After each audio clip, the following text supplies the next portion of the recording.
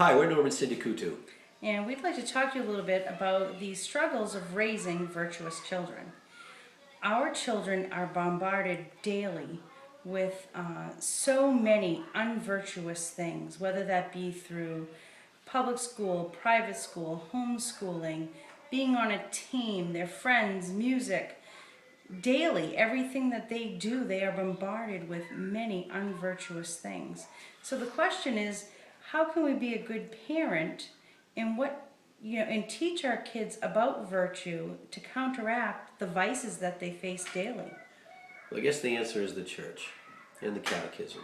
And the catechism explains that and teaches us that there are two types of virtues, theological virtues and the cardinal virtues.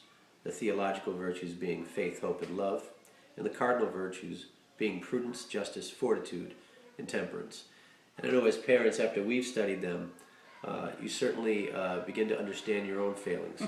And, especially when they're displayed in front of the children.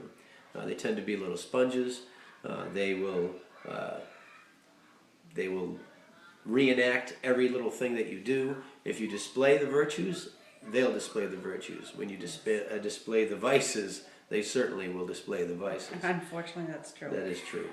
So what tools do we have that will help us to raise virtuous children? One of the tools being the catechism. There are many articles in the catechism that relate to virtues and how we can understand them better.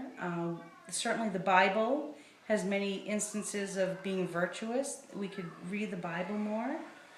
And attending Mass. Attending Mass, I think, I always said, we have to look to the church for everything. For every way that we want to act or be and to be God-like. And certainly, by attending Mass weekly, how do we attend Mass? Do we attend Mass? Are we attentive at Mass?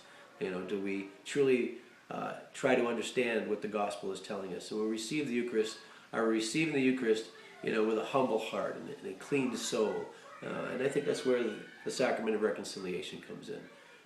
Reconciliation should not be something. The church says that we should receive reconciliation twice a year. It certainly needed a lot more than that.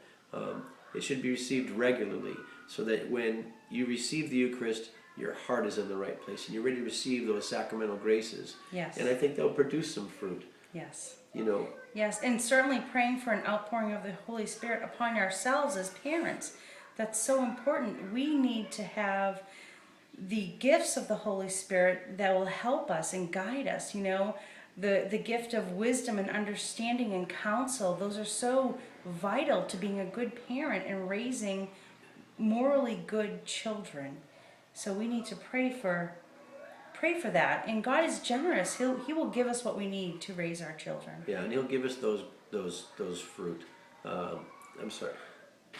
We receive those fruit, and I messed up.